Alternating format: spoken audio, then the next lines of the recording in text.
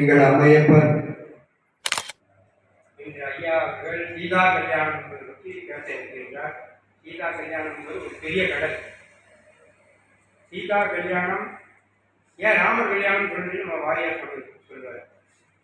சீதைக்கு அவளுக்கு பெருமை.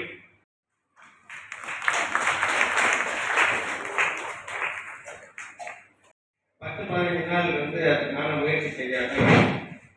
ஒரு நிகழ்வை 27 நாள் அதுவும் தொடர்ந்து 3 வருஷம் செய்யறது அது மிகப்பெரிய சாதனை.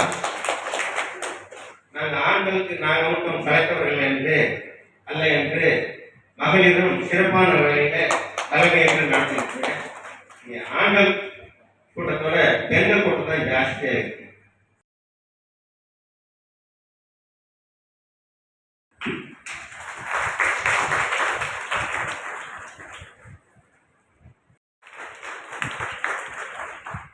முன்னால் நடைபெற்றது, அவர்கள் பேசியது, பகவத்கீதை கூறியது அனைத்திலும் நெகிழ்வுற்று எவ்வாறு பேசப் போகிறோம்? இன்னும் 1 மணி நேரம் பேச வேண்டுமே. ஏதோ மாற்று கதையெல்லாம் பேசினா கூட என்னால் 15 நிமிடங்கள் பேச முடியாது என்ற ஒரு மனது கிளேசமானது ஏற்பட்டுவிட்டது. அப்பொழுது நீ இங்கு சம்ஸ்கிருதத்தை கூற வந்திருக்கிறாய், இங்கு இருப்பதோ தமிழவை.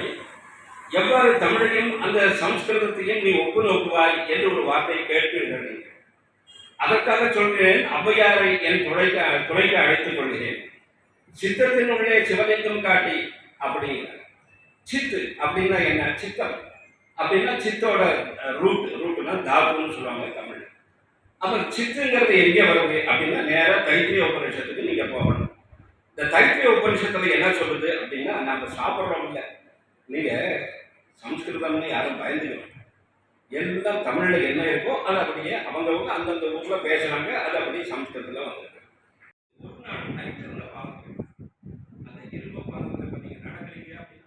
ஏதோ எனக்கு அறியாது என்று இருந்தேன்.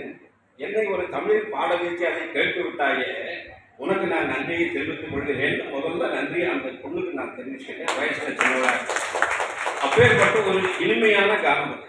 சொன்னாரு சீதா கல்யாணம் அப்படின்னு நம்பர் 1 வருஷத்தோட கடைசி நாடு. இந்த கடைசி நாள் நமக்கு மங்களகரமா ஆரம்பிக்குது, முடியுதுன்னு சொல்றாங்க.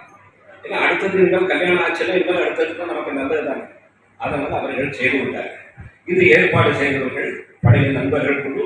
இப்பொழுது அம்மையப்பர் அறக்கட்டளை. அம்மையே அப்பா ஒப்பிலாமணியே அன்பினில் பழிந்த ஆரம்பதேன்னு சொல்றோம்.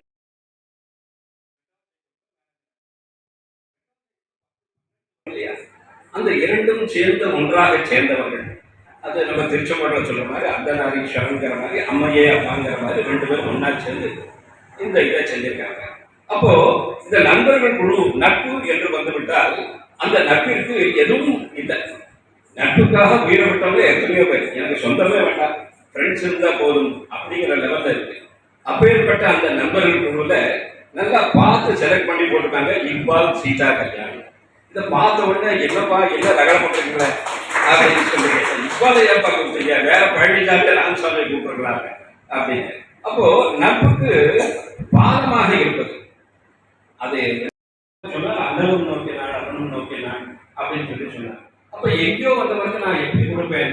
இந்த தசரத மகாராஜா யாரு என்ன ஏது அப்படிங்கிறப்ப இந்த குருகுருக்கள் அவங்க எல்லாத்தையும் சொல்றாங்க. இப்போ அந்த ஜனக மகாராஜா ராமன் நிக்கணும். அந்த காட்சி யாத்திரை டயத்தில் அவர் சொல்றார், இது என்னோட பொண்ணு, என் சீதையும் பொண்ணா தான் எடுத்திருக்கேன். அது இதுல வராது, கர்ப்பத்தில் தரிக்காம இருந்து பூமியில இருந்து வந்த மகாலட்சுமியாக இருந்தாலும் சீதையை தன்னோட பொண்ணாக எடுக்கிறார். அந்த ஊர்மொழிங்கிறது அடுத்த கேரக்டர். அதாவது இந்த ராமாயணம்னு எடுத்துக்கிட்டீங்கன்னு வச்சுக்கோங்களேன், எந்த ஒரு கேரக்டரும் சுகமா இருந்ததுங்கிறதே கிடையாது. ராமன் அப்படின்னு எடுத்தாச்சு அப்படின்னா, ராமன் இருந்தாலே சின்ன வயசு 7-8 வயசுல என்ன செஞ்சாங்க, காணறதுக்கு வா சுபாபு மாரிஜன பொருள்னு கூட்டிட்டு போயிட்டாங்க அப்பா கிட்ட. உடனே போன உடனே அந்த இதை கொண்ட உடனே அந்த சிவதனுஷ் எடுத்தாலும் உடைச்சாரு. உடனே கல்யாணம் ஆச்சு. கல்யாணம் ஆன உடனே என்ன செஞ்சார், கைகை 7 ஆண்டுகள் நீ வனவாசம் போகணும். உடனே அங்கே ராஜ்யத்தை திறந்தாரு. அங்கே வனவாசத்துக்கு போனாங்க. சரி வனவாசத்துக்கு போனாரா, அங்கேயாச்சும் சீதையோட சுகமா இருந்தாரா? இல்லை. அந்த கடைசி 2 வருஷத்துல ராமன் தூக்கி அங்கே ராம இதுக்கு கொண்டு போயிட்டான், ஸ்ரீலங்காக நங்கப்படத்துக்கு கொண்டு போயிட்டார். அந்த சீதையை மீட்டு வந்தார். அந்த மீட்டு வந்து பட்டாபிஷேகம் நடக்குது.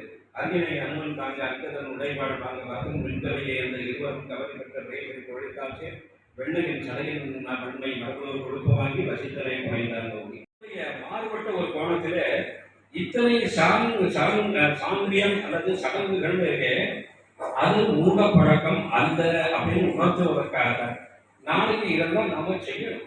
நம்ம குடும்பத்துக்கு இதெல்லாம் செஞ்சு அப்பதான் நாம என்ன செய்யணும், கூட இருக்கிறவங்க வாங்க நீங்க தக்கடுங்க நீங்க செய்யணும் எல்லாம் ஊர் கூடி தேர்ந்தெடுப்பது போல் நமக்கு குழந்தை அப்பதான் என்ன செய்யணும், நம்ம குழந்தைகளுக்கும் தெரியும். இந்த அம்மா தான் வந்து இது பண்ணாங்க, அவங்க அதை எடுத்தாங்க இதை எடுத்தாங்க, நாளைக்கு ஒரு வீடியோ போட்டு பார்க்கறதையும் ஆல்பத்தை பார்க்கறதையும் இப்போ என்ன இப்போ செய்யும், அத்தை பையன் மாமன் பொண்ணு இல்லை அத்தை பையன் மாமன் பையன் என்ன செய்யலாம் வரலாம். இப்போ எங்கள் வீட்டுக்கு எங்கள் அக்கா பையன் வந்தான் அப்படின்னா கதவை திறந்து என் பையன் என்ன ஹலோ எப்படா இருக்க அப்படின்னு சொல்லி கதவு சார்ஜ் போயிடுவோம். சங்கர கந்தசுவாமி கண்டர் இந்த வேலூர் பகுதிக்கு மட்டுமல்லாமல் இந்த ஒருங்கிணைந்த சேலம் மாவட்டத்துக்கே கல்வி தந்தையாக திகழ்ந்து